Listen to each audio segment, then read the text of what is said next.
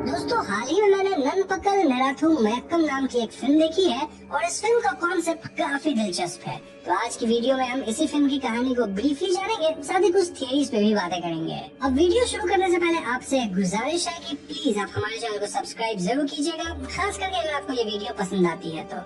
So now with that said, let's roll the intro.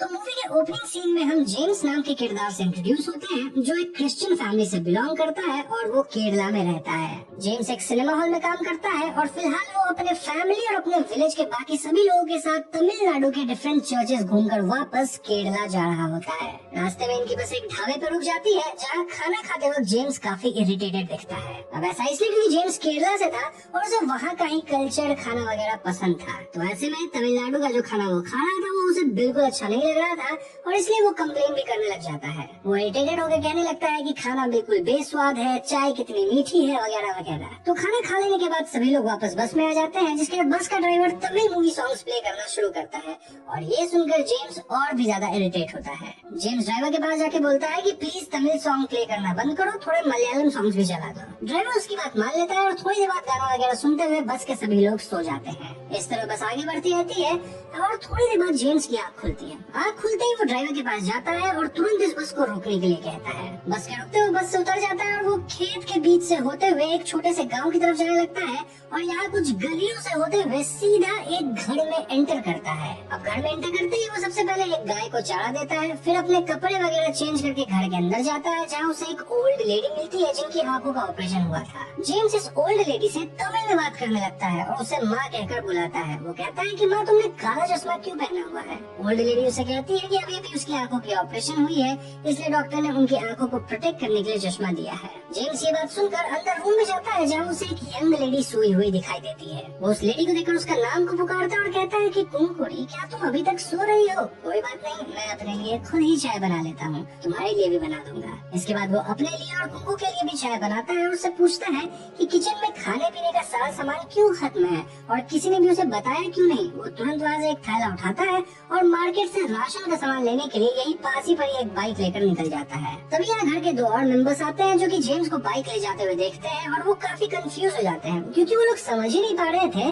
कि ये आदमी कौन है और उनसे इस तरह से क्यों बात कर रहा है। I mean, जेम्स ऐसे बिहेव कर रहा था मानो वो इस परिवार का हिस्सा है, जबकि कोई उसे जानता तक नहीं था। तो क्योंकि जेम्स बाइक लेकर यहाँ से निकल गया था तो घर वालों को लगता है कि ये जरूर कोई चोर होगा और वो लोग उसके पीछे चोर चोर चिल्लाते हुए भागने लगते हैं। वहीं दूसरी तरफ बस में जेम्स की जो एक्चुअल वाइफ थी और उसका बेटा था वो बहुत परेशान हो जाते हैं और बस के सभी लोग जेम्स को ढूंढते हुए इस गाँव में एंटर कर जाते हैं। यहाँ जेम्स अपनी वाइफ और बेटे के सामने उसी बाइक पर बैठकर ऐसे निकल जाता है जैसे उन दोनों को वो जानता ही ना हो। और ये देखकर जेम्स के गांव वाले उस छोटे से गांव के सभी लोग काफी कंफ्यूज हो जाते हैं कि ये आदमी इतना अजीब बिहेव क्यों कर रहा है। वहीं कुंकू के घर की बात की जाए तो उसे ऐसा फील होने लगता है कि भैया जेम्स उसे जिस तरह से आवाज दे रहा था वो ठीक वैसे ही है जैसे उसका हस्बैंड कल्याण सुंदरम उसे आवाज दिया करता था। एनीवेज, यहाँ से सीन शिफ्ट होकर जेम्स पे आता है, जो कि गांव में एक खेत के अंदर जाता है और वहाँ की फसल चेक करने लगता है। जिसके बाद वो वापस विलेज के अंदर एक मंदिर में जाता है और क्रिश्चियन होने के बाद भी वो इस मंदिर में पूजा करने लगता है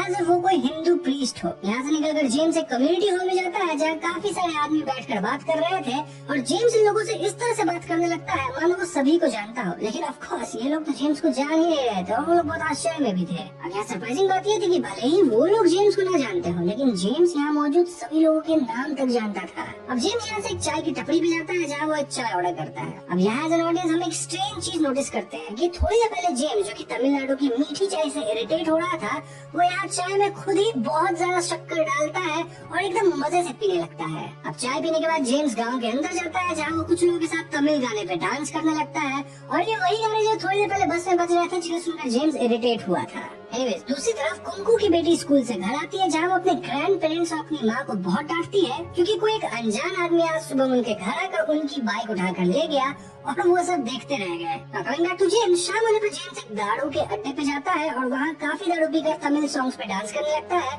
और साथ ही साथ तमिल मूवी के डायलॉग्स भी बोलने लगता है। रात होने पर वो राशन का सारा सामान लेकर घर वापस आता है और घर के बूढ़े आदमी से बोलता है कि मैं सारा सामान ले आया हूँ, अगली बार से सामान खत्म होने पर मुझे सही टाइम से बता देना ताकि मैं राशन टाइम पे ले आओ। तभी जेम्स के गाँव वाले यहाँ आ जाते हैं और जेम्स की वाइफ उससे कहती है कि आप तमिल लैंग्वेज में क्यों बात कर रहे हैं और ऐसे क्यों बिहेव कर रहे हैं जैसे आप हमें जानते ही नहीं। बाकी लोग भी जेम्स को जल्दी से वापस चलने के लिए कहते हैं क्योंकि उन सबको केरला जाना था। यहाँ कुंकू के गाँव वाले भी जेम्स पर गुस्सा होने लगते हैं और उससे पूछते हैं कि तुम सुबह से गाँव में ऐसे क्यों घूम रहे हो जैसे तुम यहीं के रहने वाले हो, क्या तुम इस गाँव में किसी चोरी के इरादे से आए हो।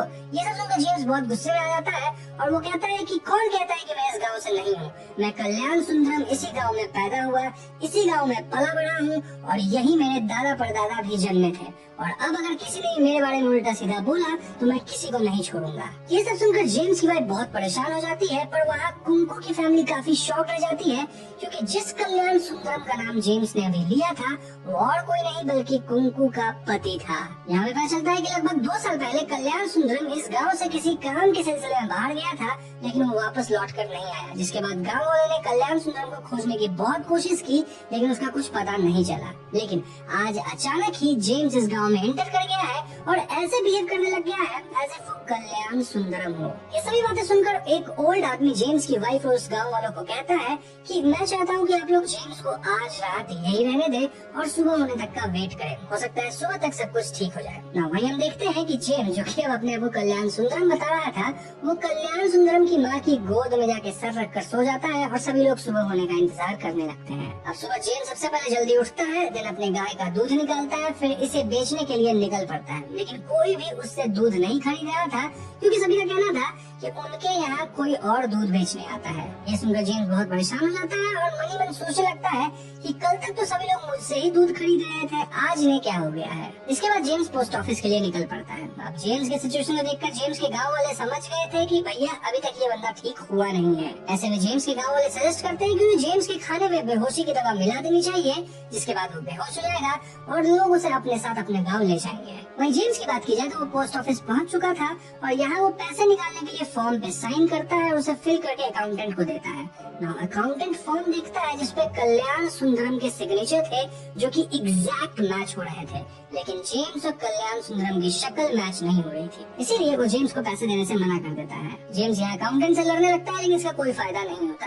अब इन घटनाओं से जेम्स काफी परेशान होने लग गया था और वो यही सोच रहा था कि लोग उसे पहचान क्यों नहीं रहे। रास्ते में जेम्स को एक मंदिर बनता हुआ दिखता है जिसे देखकर वो बहुत पजल्ड हो जाता है और सोचने लगता है कि कल तक तो यहाँ कोई मंदिर नहीं था, अचानक ये मंदिर कहाँ से आ गया। और वो अपने चेहरे पे हाथ रखता है और तभी से रियलाइज होता है कि उसकी दाढ़ी काफी बढ़ी हुई है, इसीलिए वो शेव कराने के लिए एक सैलून पे जाता है और वहाँ बार्बर से कहता है कि अपने अंकल को बुलाओ क्योंकि मैं उन्हीं से शेव करवाता हूँ। ये बात सुनकर बार्बर बहुत ज्यादा हैरान हो जाता है और वो जेम्स को बताता है कि मेरे अंकल को मरे हुए आज पूरे 6 महीने हो गए। ऐसा कहते हुए वो सामने लगे एक फोटो की तरफ इशारा करता है। जेम्स सामने लगी उस फोटो को देखता है जिसे देखकर वो बहुत ज्यादा शॉक हो जाता है क्योंकि उस ओल्ड मैन की फोटो पर जो डेट मेंशन था उसमें ईयर 2011 लिखा था, जबकि जेम्स के हिसाब से अभी तो ईयर 2009 चल रहा था। जेम्स की नजर सामने रखे मिरर पे जाती है जहाँ वो अपनी रिफ्लेक्शन को देखता है और वो खुद को पहचान ही नहीं पाता। जेम्स को लग रहा था कि वो तो कल्याण सुंदरम है, तो ऐसे में उसका चेहरा कैसे बदल गया। इसके बाद वो मायूस होकर अपने घर आता है और सभी घर वालों के साथ बैठकर खाना खाता है और खाना खाते हुए बहुत रोने लगता है। खाना खाने के बाद वो कल्याण सुंदरम की माँ के पास जाता है और उनसे कहता है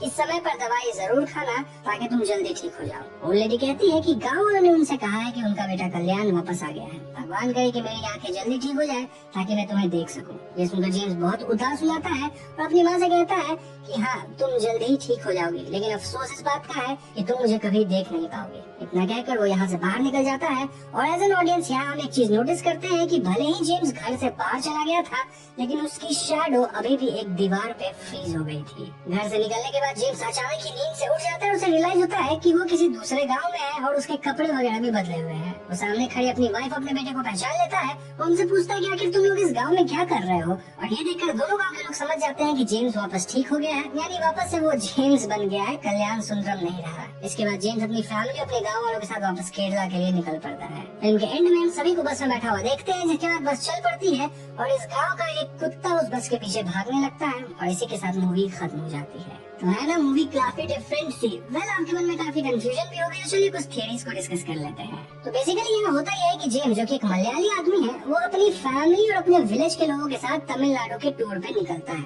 यहाँ कुंकू के गाँव आते ही जेम्स के अंदर कल्याण सुंदरम आ जाता है। मतलब वहाँ एक आदमी रहता था जो कि 2 साल पहले गायब हो गया था, पता नहीं मरा या जिंदा है, वो आ चुका है और जेम्स बिल्कुल उसी की तरह बिहेव करने लगा है। इसके बाद जेम्स कल्याण सुंदरम की तरह ही हर कुछ कर रहा था, लाइक उसका काम करना, उसका उसके अकाउंट से पैसे निकालने की कोशिश करना। लेकिन ऑब्वियसली लोग इस चीज को समझ नहीं पा रहे थे क्योंकि ऑब्वियसली उनका शकल अलग था। यानी कि हम एक तरह से कह सकते हैं कि जेम्स की बॉडी पर कल्याण सुंदरम के आत्मा का कंट्रोल हो गया था, अगर इसे आप उस एंगल में देखें, लाइक भूत वाले एंगल में। अब इट इज क्वाइट पॉसिबल कि कल्याण सुंदरम किसी ऐसे इंसिडेंट में मारा गया था जहां उसे खुद भी नहीं पता चला कि उसकी मौत हो गई है। फॉर एग्जाम्पल, सोते हुए किसी जर्नी के दौरान मरने के बाद कल्याण की आत्मा भटकती रही और जब उसे जेम्स की बॉडी एज ए होस्ट मिल गई तब वो अपनी लाइफ ठीक उसी दिन से स्टार्ट किया जब उसकी मौत हुई थी, यानी कि साल 2009 से। कल्याण गाँव के लोगों के साथ एकदम वैसे ही बिहेव कर रहा था जैसे वो नॉर्मली 2009 में बिहेव करता था और अपना रूटीन भी फॉलो कर रहा था। अब आपको वो सीन याद होगा जब जेम्स